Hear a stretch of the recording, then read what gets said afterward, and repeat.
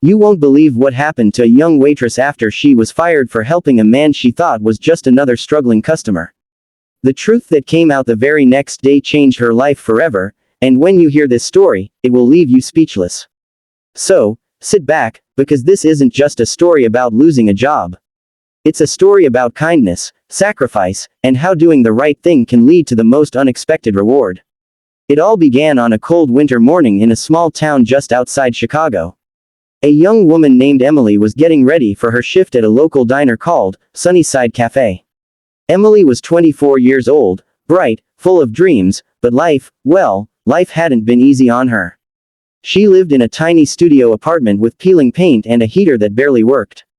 Every day, she walked to the diner in her old sneakers, because she couldn't afford a car yet. And still, despite all that, Emily carried the warmest smile you could ever imagine.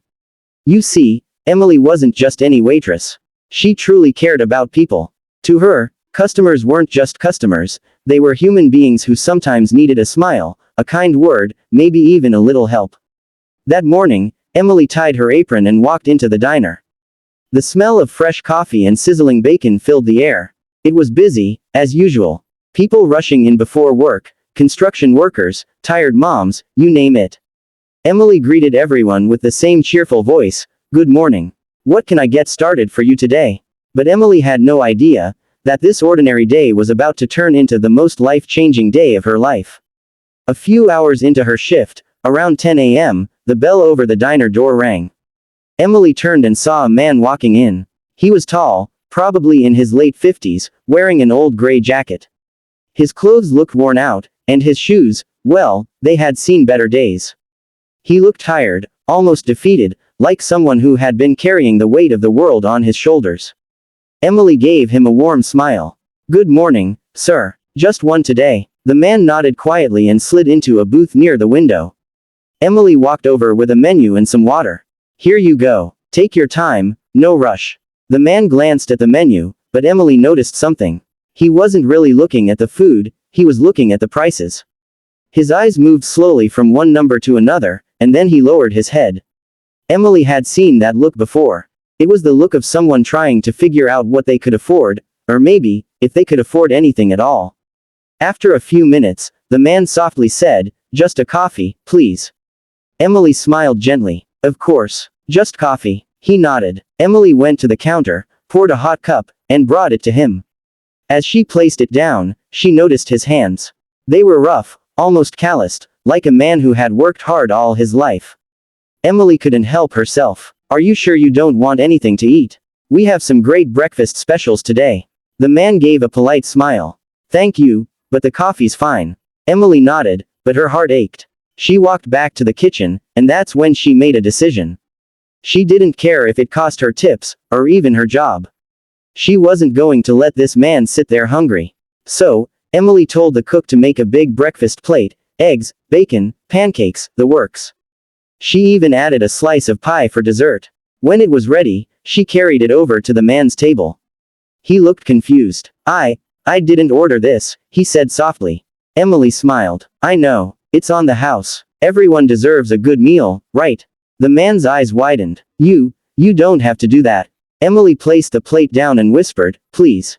Just enjoy it. Consider it a gift." For a moment, the man just stared at her. And then, his eyes filled with tears. He picked up the fork with trembling hands and said, thank you so much." Emily smiled and walked away, pretending not to notice the tear that rolled down his cheek.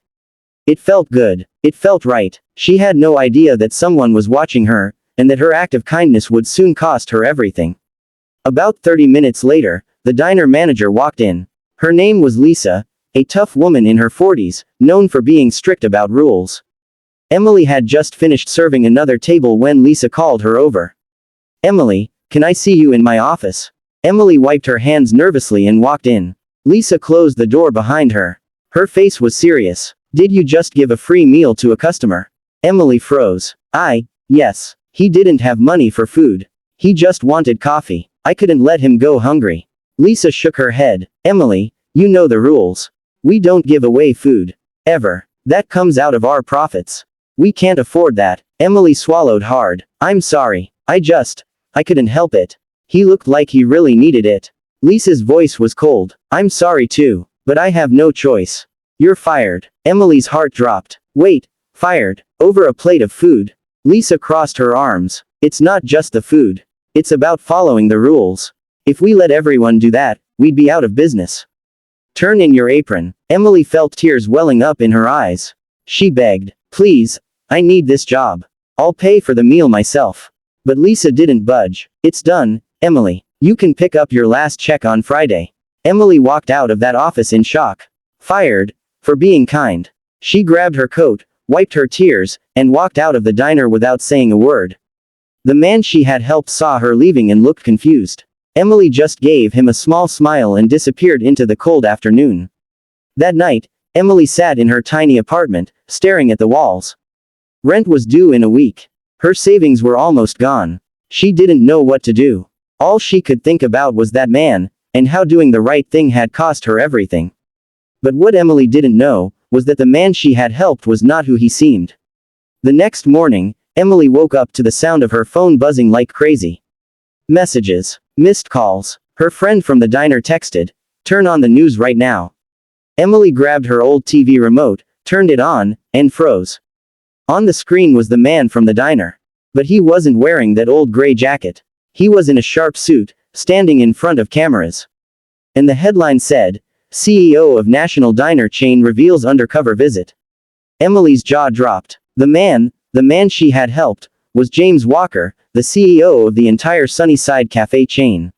He had been going undercover to visit locations, pretending to be a struggling customer, to see how employees treated people when no one was watching. And then, the reporter said something that made Emily's heart stop. James Walker looked into the camera and said, yesterday, I visited one of our diners in disguise. I met a waitress named Emily. She didn't know who I was. She saw a man who looked like he couldn't afford food, and out of pure kindness, she gave me a meal. She didn't expect anything in return. She didn't do it for recognition. She did it because it was the right thing to do. And unfortunately, she was fired for it. Emily felt her chest tighten. Was this real? Was this really happening? James continued, that is not the kind of company I want to run. Today, I am announcing that Emily will not only get her job back, she will be promoted to manager of her location. And in addition to that, we're giving her $50,000 as a thank you for reminding us all what true kindness looks like. Emily's hands shook. Tears streamed down her face. She couldn't believe it. Yesterday, she thought her life was over. Today, her life had completely changed. Within hours, her phone rang again. It was James himself. Emily, this is James Walker. I just want to say, thank you. You reminded me why we started this company in the first place. Emily could barely speak through her tears. I don't know what to say. Thank you. Thank you so much. That evening, Emily walked back into the diner, not as a waitress, but as the new manager. Her coworkers cheered. Even Lisa, the manager who had fired her, apologized with tears in her eyes. And as Emily stood there, looking at the customers, the tables, the smell of fresh coffee in the air, she realized something. Sometimes, doing the right thing comes at a cost. Sometimes, it feels like the world punishes kindness. But if you stay true to who you are, if you lead with compassion, life has a way of rewarding you in ways you never imagined. So, the next time you see someone who needs a little help, remember Emily's story. Because kindness, it changes everything.